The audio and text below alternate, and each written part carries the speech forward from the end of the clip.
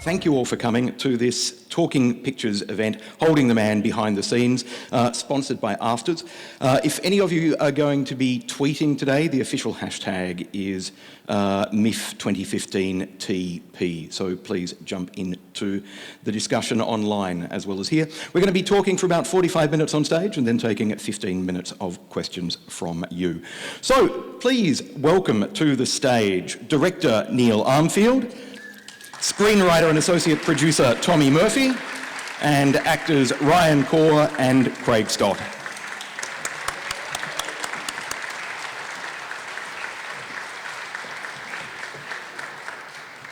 Thank you. Right. Look, Tommy, we might start with you. You began working on an adaptation of Holding the Man back in 2005, commissioned by Griffin Theatre Company. That was obviously a stage play. Were you at that early stage, even then, thinking about a film? Yeah, it's pretty early on, and I've kept a journal of the whole experience. And I was looking at it the other day because I'm working on this article, and so I found this early entry, I think it's like the second entry of that journal, where I asked the question, is this a film? And I started doing that because of some of the material that we were discarding from the play that was never going to find its entrance on stage. And many of those moments were central to what this book is. And they told me that, you know, they wanted to be cinema. And they now are some of my favourite moments in the film that Neil's made. And they're the detail of intimacy and touch and a kiss, and there are also things like landscape and sex, things that the play wasn't going to do. Now, Neil, your involvement with the film is also quite early. When the book was first published, you tried to get the rights and couldn't. What was it like then coming back onto this project years later after that initial wave of enthusiasm? Well, the interesting thing was that I forgot that I'd had the initial wave of enthusiasm. I only remembered I'd had an initial wave of enthusiasm, 6 months after we finished the shoot of the film, after we'd finished mixing and had locked it off. And Tommy and I were doing a Q&A in Perth about 6 weeks ago. And it hit me and I suddenly believe in retrieved memory. And because what I remembered was that back in, and it's also sort of how old I am really, because it was some time ago. In 1995, I did a film with Nick Enright called Coral Island, a television film as part of a series of called Naked, Stories of Men. And Nick had spent the previous 12 months working with Tim Conograve, often at times in the hospice, while Tim was more or less staying alive in order to complete Holding the Man. And Nick had taught Tim at NIDA and also recognised Tim as a writer, perhaps more than he was an actor. And out of that experience, Nick wrote this film Coral Island, but also when the book was published soon after Tim's death, Nick gave it to me to read, and I read it and was dazzled by it. And I was looking for something for a feature, and I said I'd love to do this, and we tried to get the rights and couldn't. And then Kylie Dufresne, the producer of Holding the Man, and Tommy had been developing the idea of the film for a little while before they contacted me, I think in 2011. And by that stage, my memory of Holding the Man had been kind of consumed by the experience of the stage show.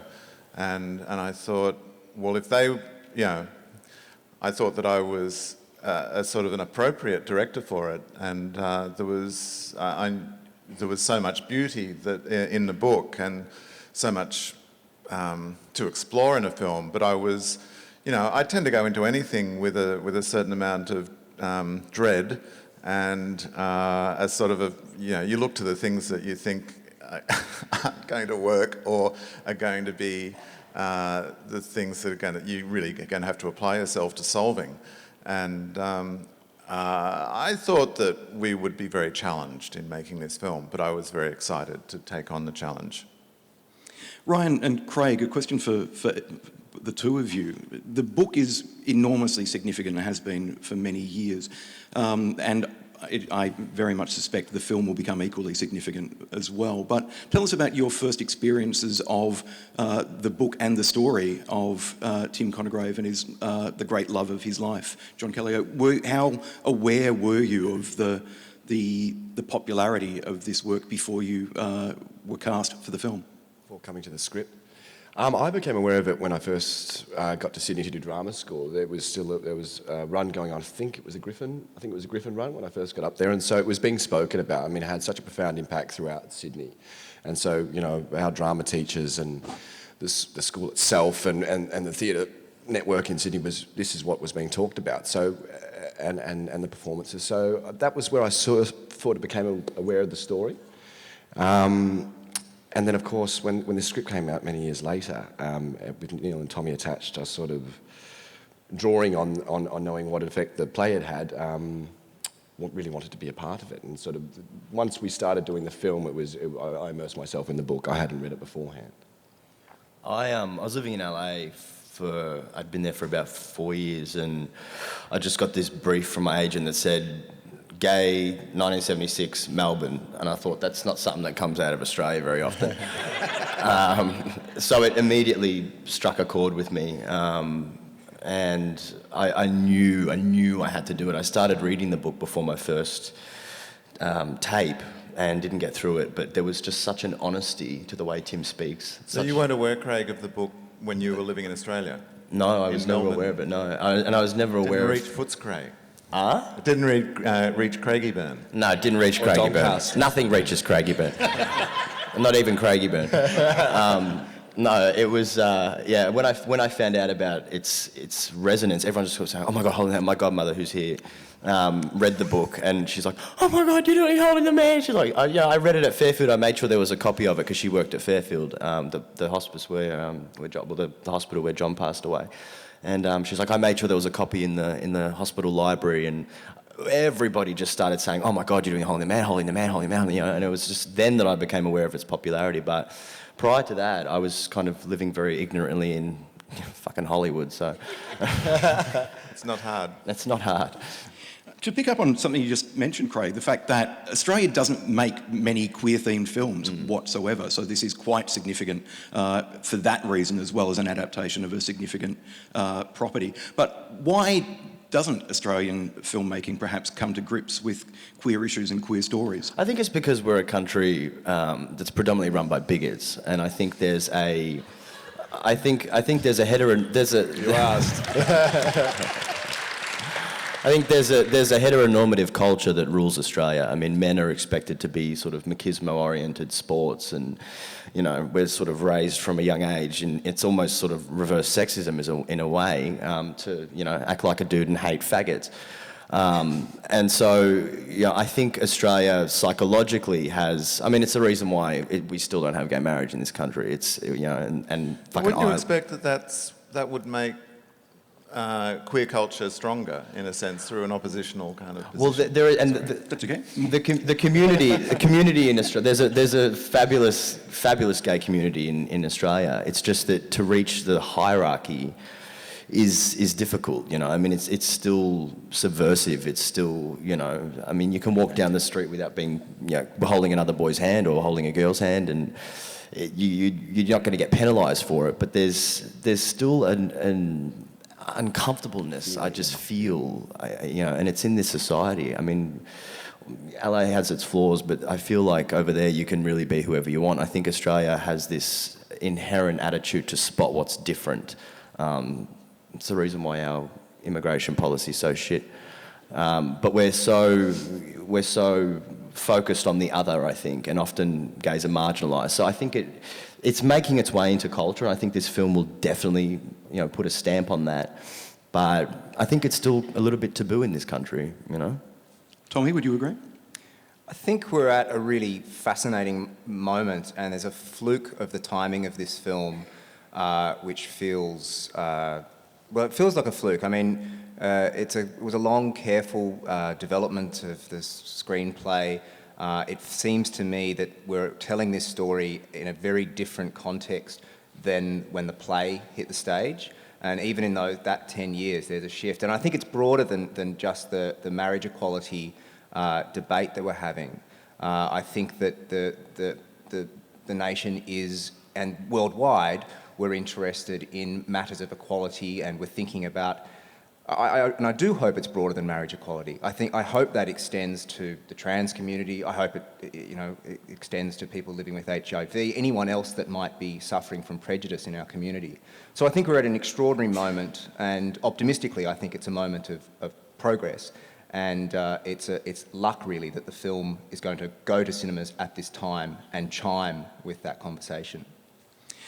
I guess a question for you, Neil, and also for Tommy. Let's talk now about the structure of the film and the process of actually adapting it for the screen. Can I just get a quick show of hands? I presume everybody in here has either seen the film now or read the book. If you haven't either seen the film or read the book, can you put your hand up?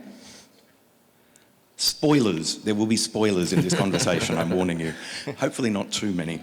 But let's talk about the structure of the film, because it's unlike the play, which follows the chronological, a fairly straightforward chronology as laid out in the book. The film is jumping backwards and forwards through time, and which then means that people who are familiar with the story are thrown off balance emotionally. They're forced to deal with dramatic issues that they know and were probably expecting to come much later in the film. Tell us about working with this structure, why you chose to jump backwards and forwards through time with the story, and how that kind of has then given weight to the film emotionally. I don't think it's only about familiarity with the story, but also the timing. I mean, if you kind of do the maths of when these guys are born, when they're entering into adulthood, you know that two gay men in the early 80s are going to confront HIV and AIDS. So the audience is able to do that calculation, and I think the structure tries to jolt the audience, and that I think is about depicting the shock of that moment, which is true of the character's shock of that moment as well. But we explored many different shapes to telling this story, but that shape arrived as the best one to answer that emotionally, I think. Tommy always talked about the difficulty of introducing HIV into the story. Like, where was the moment that it was going to be the flag was going to be put into the sand and or into the snow, and from that point the audience is then waiting for it to grow as the kind of the doom, the fate of the two boys.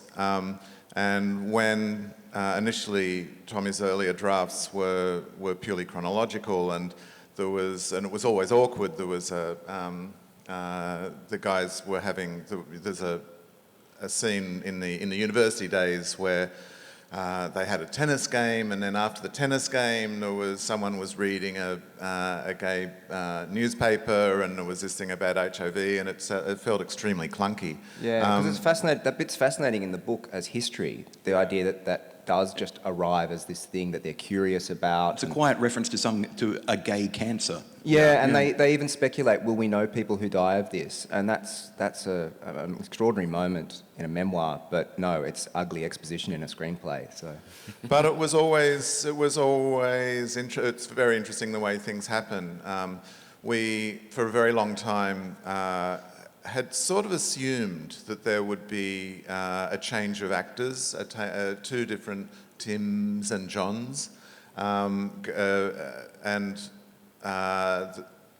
Tommy had created this structure which seemed to solve the problem, because for a story that spans 15 years, and it was always never really more than 2 or 3 years with the jumps forward, very hard to change over actors with such a gap. And we looked at films like Shine, where the sense of movement from the younger to Noah Taylor to Geoffrey Rush is sort of brilliantly handled. And this structural idea seemed very exciting to finish, to stop at the end of school and then to have a leap forward to the point of diagnosis. That also, it solved that problem of how do you seed AIDS into this story. You bring in the greatest point of crisis very early, sort of right on top of the kind of greatest point of triumph of the boys at the end of school. And that also, that sort of solved that structural problem of story. It sort of mixed things up, and it meant that you weren't therefore slowly waiting for that development to happen. Yeah, because it removes the anticipation of something that wasn't anticipated, and that's the point of HIV. No one saw it coming, and it arrived at a tragic moment. And I guess the other thing it does when we then go back to university, I enjoy that we then have that acknowledged and watch their Innocent movement within that period at uni. Yeah. I wasn't going to say innocent because it's almost like it's almost sort of loaded because it's so victimless. I think that's kind of the point of it, isn't it? That Tim does feel extreme guilt, and a question of who is to blame, of course, is a necessary part of this story, but it's such a tragic, useless question because the epidemic is to blame. Ryan, let's talk, and Craig as well, about playing these characters, because approaching any role is obviously one of finding the character within yourself, finding the way to express it through costume, emotion, etc., and so forth. So that's a journey in and of itself. For this, you have the added complication of playing real people. Talk to us about how you approached the role, what research you did. I wondered, for example, Ryan, whether you spent time listening to the audio interviews James Waits conducted with Tim to try and get his speech patterns, for example, or... Yes. I had about 3 hours of that, and it was constantly in my ears, and often before takes I'd be just doing a couple of key phrases that really reminded me of Tim, or the way he spoke about John. He'd always, before every take, be like, met this beautiful boy called John, met this beautiful boy. Boy with beautiful eyelashes, boy with beautiful eyelashes. Boy with beautiful eyelashes. It was before every take. So every take. Where was Ryan? Ryan was in the corner saying, I met a beautiful boy called John. I can't imagine what that was like in the edit. But we were really blessed. I mean, this was quite it was quite a theatre sort of process. I mean, with Neil at the start, we had to, and Tommy, we got to sit down for 2 weeks in pre-production and really map this script out and script. And, decide what the scenes were about, rehearse them up on their feet. That's really rare for films. And on top of that, I mean, of course, we had the book. That was our go-to Bible. That's Tim's voice in front. That, for me, it was always just a go-to. If I wanted to break down what these scenes were about or what was inside his head, I had it there. We had a lot of time with the family, with Tim's family particularly, and friends and people that were associated with the boys. And so that was really just an exercise in both learning what they had to say, but also reading between the lines. I mean, watching the way a brother and a sister disagree over certain parts of Tim's personality, or different friends who had different ideas of who Tim was, and it was sort of trying to pull all those things together and hope that it lands somewhere. I got caught up at one stage in sort of trying to get his walk right, or getting really adamant on his voice, and all these sort of actory, boring things. And Neil said to us at one stage, the essence of these boys sits within you, and what's important is to find their essence. And that was really relaxing. And I think also we really had this innate trust with each other. We were really. Through the whole rehearsal process, we were really communicative, Craig and I'd call him up in a panicked state or trying to solve something, and vice versa, and we'd help each other through it, which helped us develop the chemistry and the understanding of each other to play that relationship properly. No, you can't. I mean, the thing is now, everything's so scrutinised that you can't really act anything anymore. It's about it being completely honest, and I fell in love with Ryan. I still am. Shh. No, like I just fell in love with him. He's amazing, and I think that, you know, we'd go to the bank as a couple, you know, we'd go They to did that. They'd go off to the local sushi place holding hands in South Yarra. It was so sweet. Every lunchtime. I took him to a family dinner, we hadn't told anyone for ages, walking, holding in hands. It was about so 12 good. Oh, they were this has expecting, happened. they were expecting a guest. Ryan asked to bring a +1, and they were, of course, expecting, you know, some bloody Sheila. And I rocked up, and everyone was just like... No one said a thing. And then someone was like, it got let out that we were doing a film together, and they were like, "Oh, okay, all right." It was so good, man. Like, but that thing, you know, it's like, you know, Tim was a mover and a shaker, and he wanted to put it out there. He wanted to put it in people's faces. And John, you know, I am like that naturally. Yes. So it was like, I think John is the complete opposite of pretty much everything I am. He's calm. He's very centered. He's sure of himself. You know, and so there's this sense of peace, I think, that John has, and I don't know, I got that with Ryan. Like I just felt safe, you know. I think I felt like it was my first big film, right? So I'd never done anything like this, and just having him on set was just like, oh fuck, there you are. You know what I mean? Like It was the same for me. yeah, it was, yeah. And nearly really. Oh, and facilitated yeah, that. In terms of making the shooting process safe for everyone, this is perhaps specifically a question for you, Neil. One of the things you've done with this is shoot it quite differently to the way films are normally shot. You've walked away from storyboarding, for example. You've created a more organic, more theatrical way of shooting a film. Yeah, there is a great pressure. Like, shooting a film is one of the most stressful and panicked and difficult things a human being can put themselves through, because there's not enough money and there's not enough time, and you're trying, you know, you've been wrestling for months with this schedule, with so many scenes that you feel you need to get, and you know that, you know, we were often doing 4 or 5 scenes a day.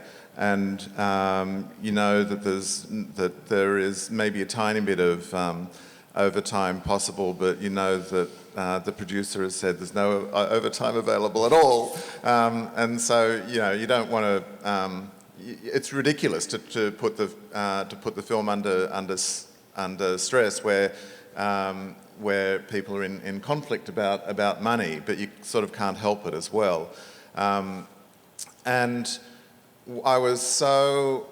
And it was partly, I suppose, a bit of self-confidence born of having done Candy earlier. But with Jermaine as the DOP, he had the most kind of wonderful and very relaxed presence on set.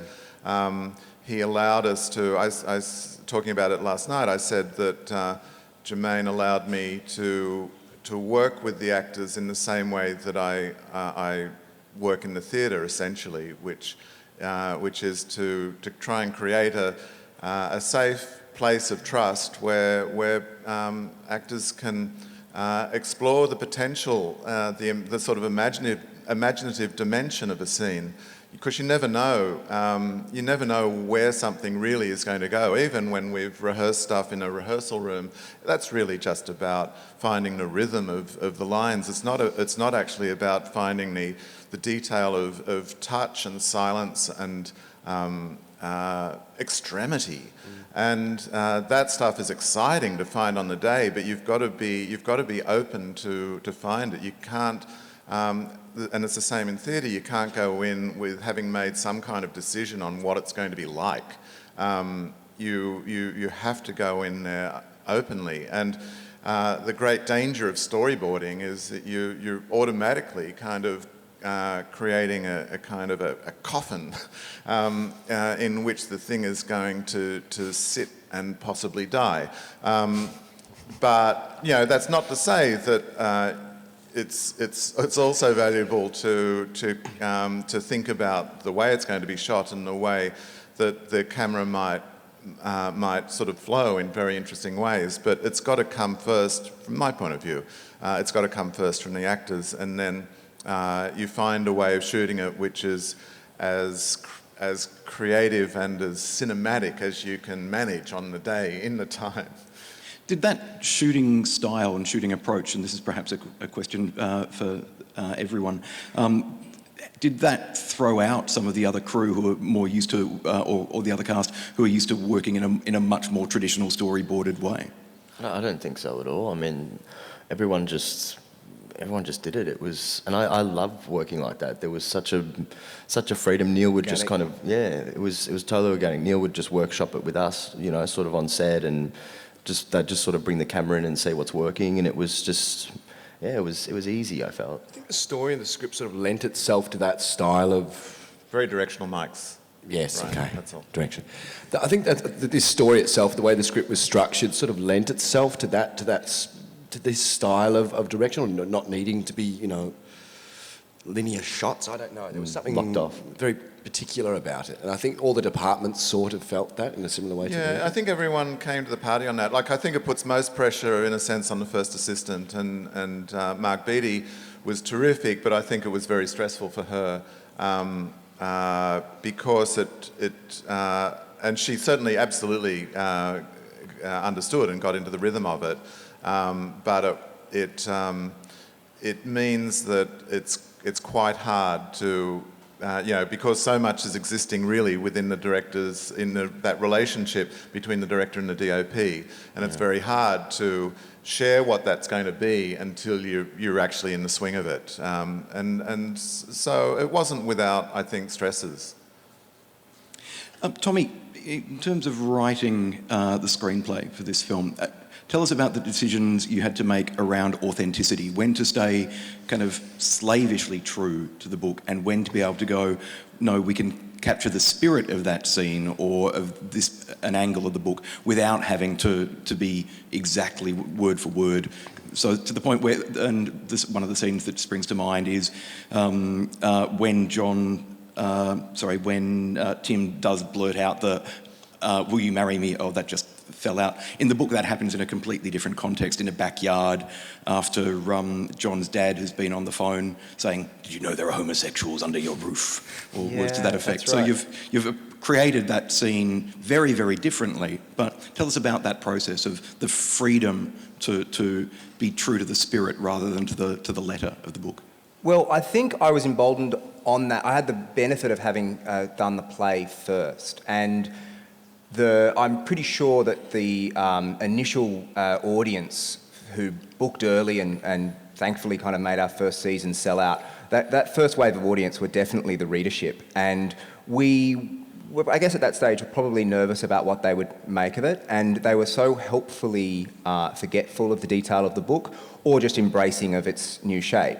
And knowing that was a really useful lesson for doing the screenplay, because it told us that no one wants a 9-hour film. Adaptation has to embrace this new medium that it's taking on, has to do that. And so in that, there's a lot of freedom. The strange thing is, though, when I look at the film now, after all of that development and a lot of experimenting and some really radical departures along the way, now the film to me seems to be very loyal to the spirit of the book, more so than the play, in my opinion. And that's where we arrived at. But no, I mean, there's a great freedom that happens, I think, in colliding moments, and the great thing, of course, that Neil brought to that process is his tireless scrutiny. One of the things I've learnt from working with Neil is that he has an incredible stamina for his work, and I admire that greatly. I remember, was it maybe 18 months ago or something, and we were heading towards our last sort of chapter of development, and Neil had one day off from directing The Ring Cycle. No little gig. The biggest opera you can, 4 operas you can take on, and on his day off, he spent that on script development with me, and we worked until 1 a.m. And that stamina for the job is also comes down to Neil's scrutiny as well, which, as Neil's just sort of said, you sort of hold off any locking down what something is and continue to mine it and ask questions of it. David Hare recently described Neil as a director that some directors are salesmen, I think he said, but Neil's a detective. And Neil will never dress it up to make it look finished. He just keeps on challenging the work to tell us what it wants to be. So that was a huge part of this process. I wanted to ask about authenticity as well, and a question for you, Neil. The telephone that is used in one of the scenes when the boys are asking, essentially, when Tim is asking John to go round with him, that is the Connor family's actual telephone. So it's the real phone that conversation happened on. So that's a wonderful, authentic moment in the film. Conversely, you use a 1985 version of a Donna Summer song in the 70s rather than the 70s song. So again, this notion of authenticity is clearly something that it's a flexible idea, and it's important to, again, find a truth rather than to be slavish. That's right. That version of I Feel Love, which is, and you know, that was really Paul Charlier, who was, Alan John was, who's an old, well, both Alan and Paul are old theatre compatriots of mine. Alan is the composer of the film, but Paul had been composer and sound designer on Candy, and Paul brought a lot of the found music suggestions to Holding the Man, and it was Danny Cooper and I think I Feel Love was Alan's, or the editor Danny Cooper's idea, that we were trialling in the edit for that moment, which really bridges us from Tim's break with his parents, riding off on the bike, arriving at John's. John's had his break with his parents, and they both kind of escape into the future. That wasn't the scripted moment of leaving that part of the film, but it became where we left that part of the film finally in the edit. And Paul's point was that that later version of I Feel Love was reclaiming that song as a gay song, and that also it was bridging through to 1985, and so it was using a later version of the song kind of as a way of drawing the film forward rather than necessarily sticking authentically in the period of when it's first used.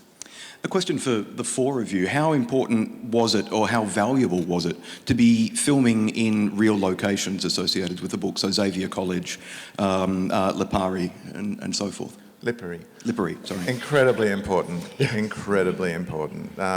If we hadn't been able to get into Xavier, and Xavier were magnificent in the way that they supported the film, I think they're extremely proud of the fact that Tim Conograve had and John were boys at Xavier College, and they've always been very proud of really what, and it could have gone either way. That book could be seen as an indictment, I guess, of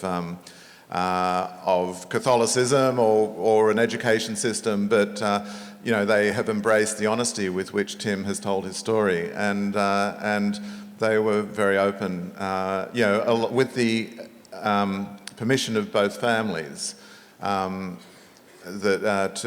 allow us to film in the school. But it's part of a much broader thing with the film. There are so many friends and family of Tim and John who are still alive, and a lot of the smaller parts in the film are played by people that were lovers of Tim or were very close friends. Karen Fairfax, who sings at the wedding, lived with Tim for years. Paul Goddard, who was one of Tim's great friends at NIDA, plays the priest at John's funeral.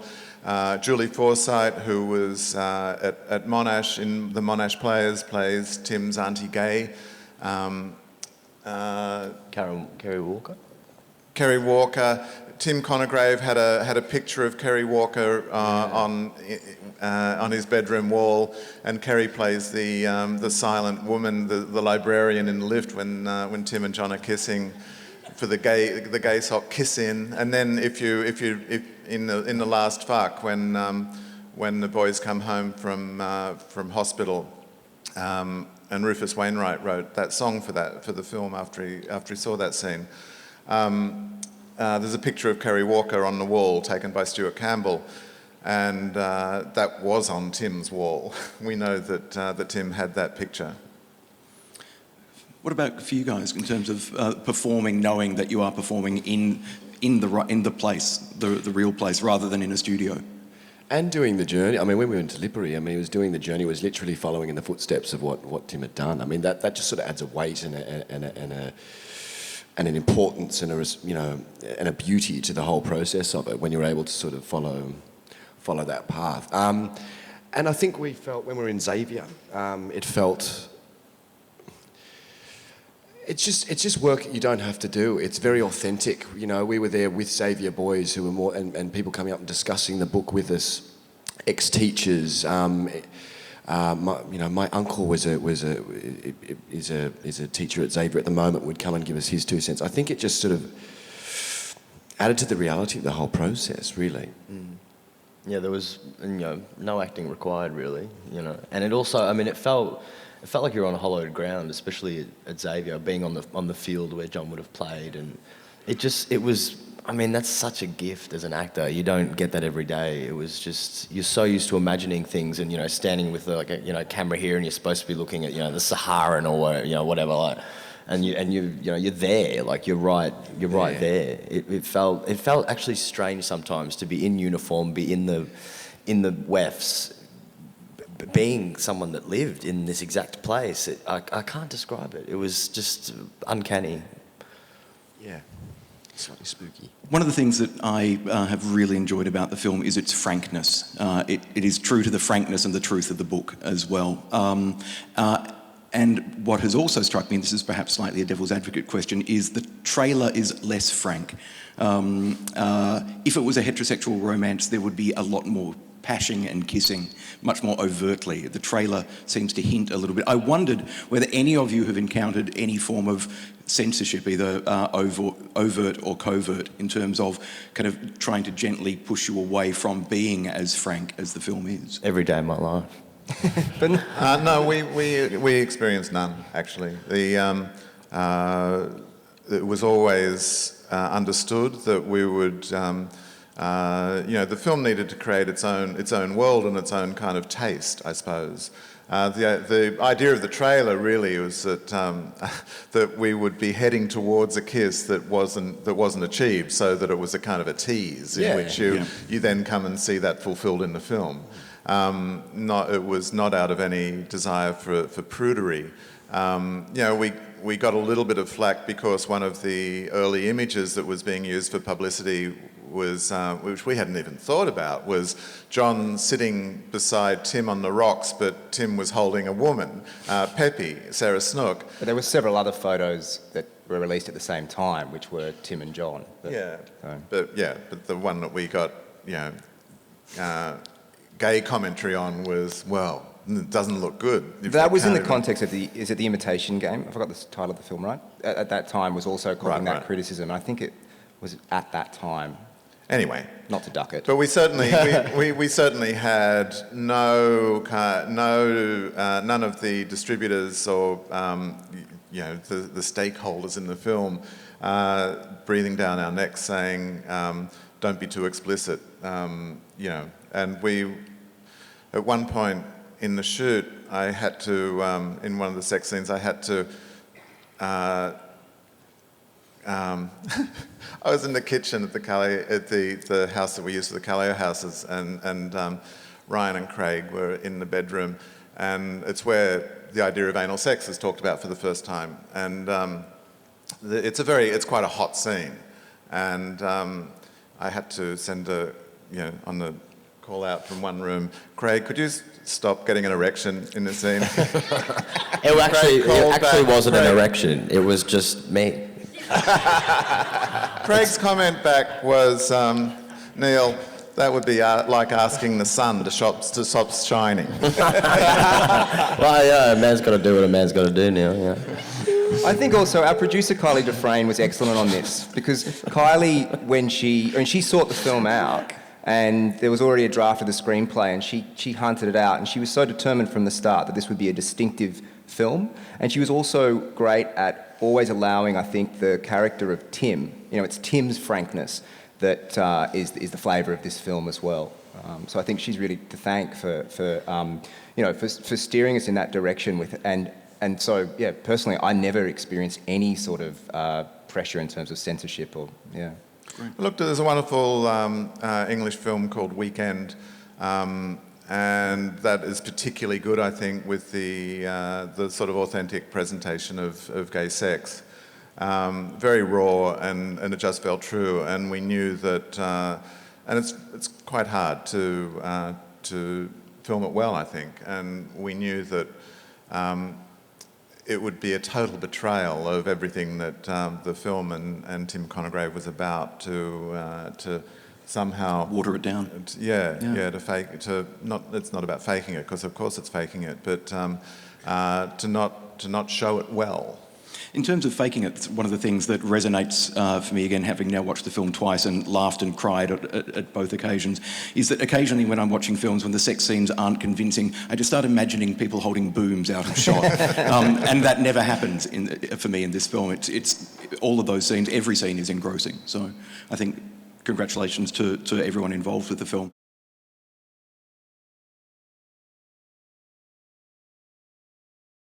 I had some very beautiful correspondence with John's mum Lois, where she pointed out that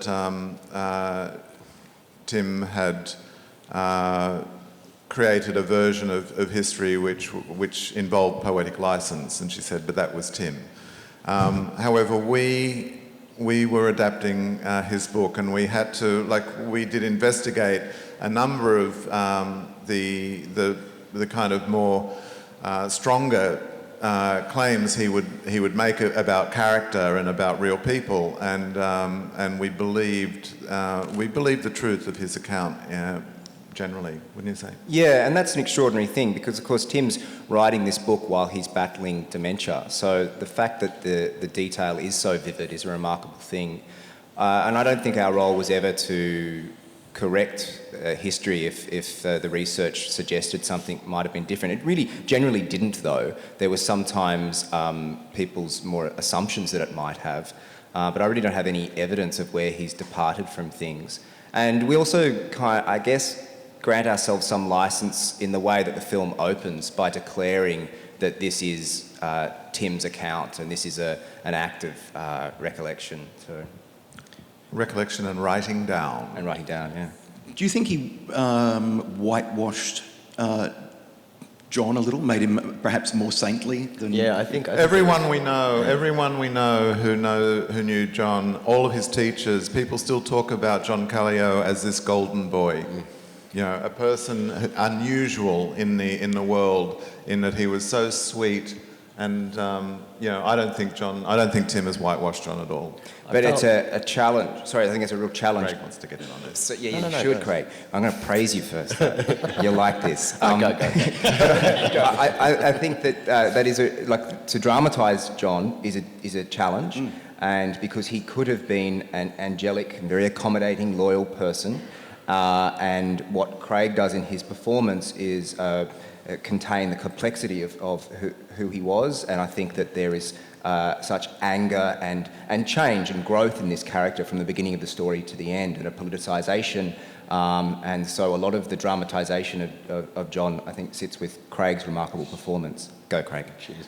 I think there's some idolisation, I think, with that Tim talks about John with such reverence. I think I also had to kind of pull back and be like, okay, this is a guy who, he's a human being. He's not an angel, and he has moments of jealousy and rage, and they're just as important as the sensitivity or the calmness. So, I guess, yes, I felt like I had to strip back a little bit of that because, he was just adored, But yeah, rightfully so. I mean, he's fucking gorgeous.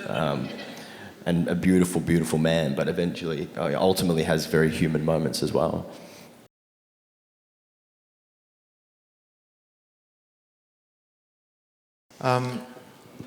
So I think there were a lot of contributions to to discussion for the scene. There was a wonderful woman, Dr. Edwina Wright, who was actually working at Fairfield as registrar when John was in the hospice there, and when John died. And Edwina was medical supervisor on the film and advisor, and she talked very, very fully about that. Particularly, I think, the kind of care that was given in the AIDS wards to death, and how all the instruments were taken away, how the assisted breathing was taken away, and so there wasn't a kind of that complication of machines that go bing and stuff in there. It was always made to be a very human place, and I wanted very much to carry that death scene through in real time, which is why it's basically one take. And when we first cut the film together, we had this 3-hour film. It was clearly impossible that it remain that, and but we fought very hard to keep the dignity of that scene, because somehow there is a quality of we're in a very privileged position, it feels like, sitting for that time with the scene, and you get to study each of the characters. That shot framing position was suggested by the first assistant, Margie, and it's one of my favourite shots in the film now. It sort of has a quality of an Italian Renaissance kind of composition. Piero della Francesca perhaps comes to mind. And that very simple camera move sort of away and up and above, and the quiet. It was really Edwina sort of suggesting how gentle nurses would be in that situation. I love when Tom Hobbs, who plays Peter, quietly goes after it's clear John has died and has to say, "Excuse me," almost inaudibly, in order to get past the chair, to get to John's wrist. The quietness of Lois saying the rosary, the little thing of Tim having to climb over the back of Bob's chair, the little kind of tussle for real estate of actually what is Tim's place at this point of this family tableau. It just... and it was a very, very hard day of shooting. And it was our last day at Caulfield Hospital, which was our location.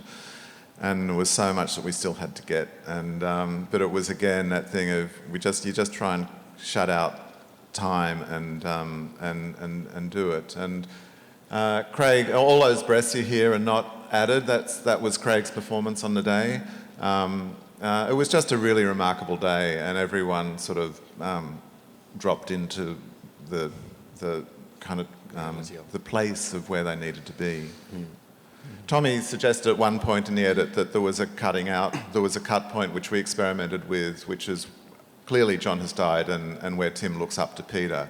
And we tried that, but it didn't work. Taking out the entire death, didn't we? We also took out the whole scene at one point. Yeah, because in story terms you could, but in the experience of the film you can't. Yeah, yeah.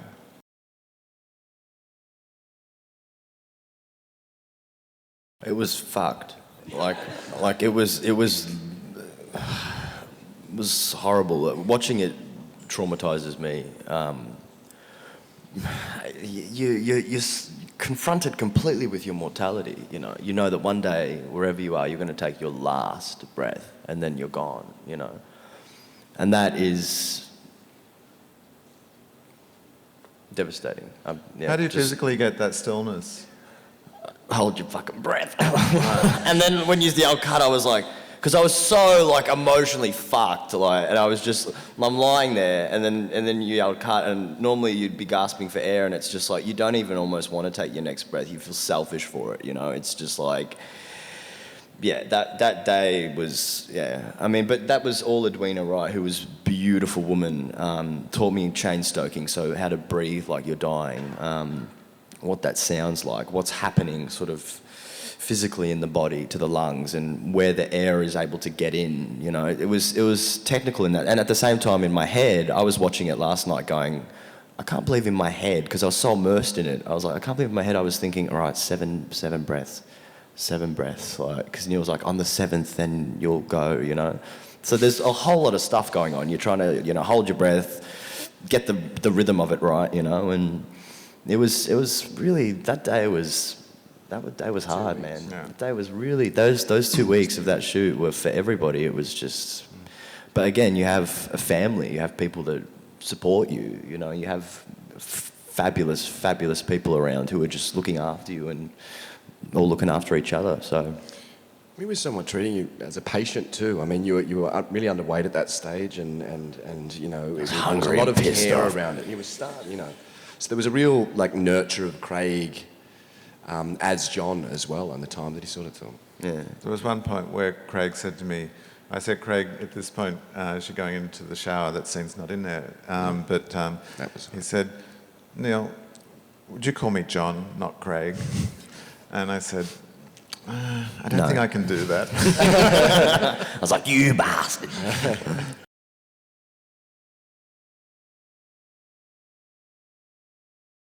We rehearsed the scene at the Victorian AIDS Council, and we rehearsed the film. They very generously gave us at their conference room, and they were incredibly helpful, particularly our friend Colin Batruni, extremely helpful in contacting networks of people who were people living now with HIV, many of whom are extras in the film.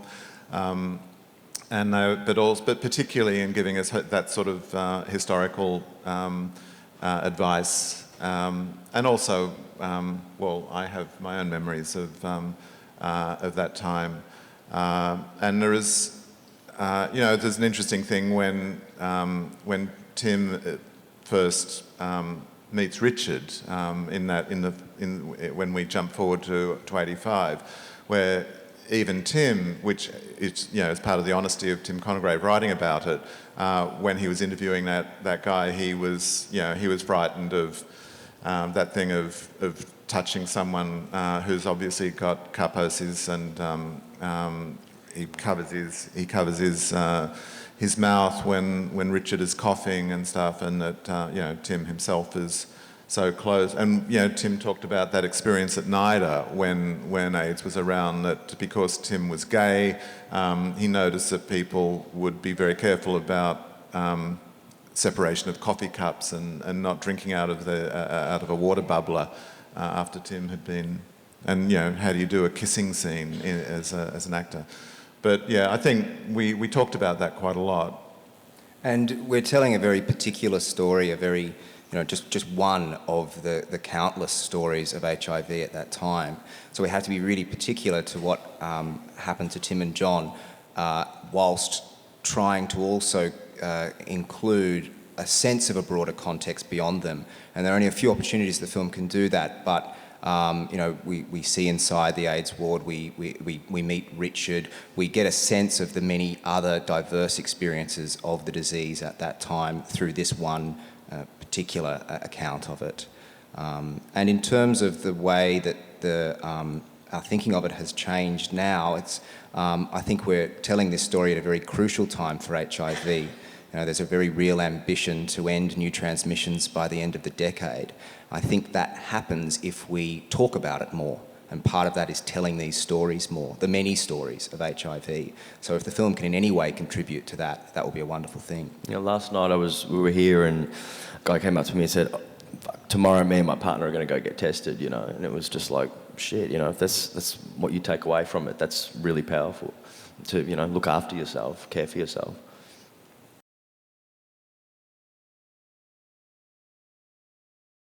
It was really difficult. It was really hard. I mean, all human beings do constantly is think about food, or, you know, what our next meal is going to be. So it was really rough. I started crying in the supermarket once because I was on a very, very, very restrictive diet and just drinking coconut water, which the thought of makes me feel sick now. You had a nutritionist and a doctor who were working. I had a nutritionist and a doctor. I did. And she was great. She really looked after me. But yeah, I mean, once you start seeing sort of a physical transformation, it affects you mentally, to sort of see yourself emaciated in the mirror. And I've always been like stupidly vain. So to sort of, to see yourself deteriorating, to look at yourself in the mirror and see you losing yourself, it's that sense of identity. I mean, when we look in the mirror, it's who we are. That person looks back at us, and it's who we are composed of, what we are composed of. So losing that was mentally affecting, which was perfect. And for me, it was the same thing. Watching Craig go through that process added to the fabric of what we were doing. You know, this is someone that I developed a relationship with over this time, and it just sort of, much like filming in the actual places, it just added this Realness fabric and realness to it. Ryan really looked after me. Like he, bring me tea and give me a big hug, and he was. We had to. He did, man. He was delicate. He was great. Fragile. Yeah, it went beyond a job, man. It stops being a job. Yeah. We had a 7-week break in shooting when we went away to Italy, and we came the day that Craig came back in. He just looked so sick and frail. He had a bit of makeup on, which helped, and his eyebrows had been sort of thinned out. But I want to say that at the end of the film, there's a little picture of the final thing right at the end of the credits. That little picture of Tim and John, which is a really beautiful photograph, and we haven't been able to track down who actually took that photograph. But it's this little gift that we have and that we give the audience, and play a bit of the recording of Tim talking to Jim Waits over that, where he talks about his expectation of death and that he's staying alive to finish this book. But that photo for me was the kind of talisman for all of the casting. And it's not about wasn't about trying to find two actors that necessarily looked like Tim and John, but it was about looking at them in that picture and how that relationship worked. The fact that John was smaller than Tim, and in that picture Tim is looking straight at the camera, and John is sort of slightly behind and just so beautiful and calm and tucked into Tim's shoulder. There was so much that was revealing of the relationship between the two boys, and I knew that if we didn't get that relationship right, and if we didn't cast it right, the film would be worthless.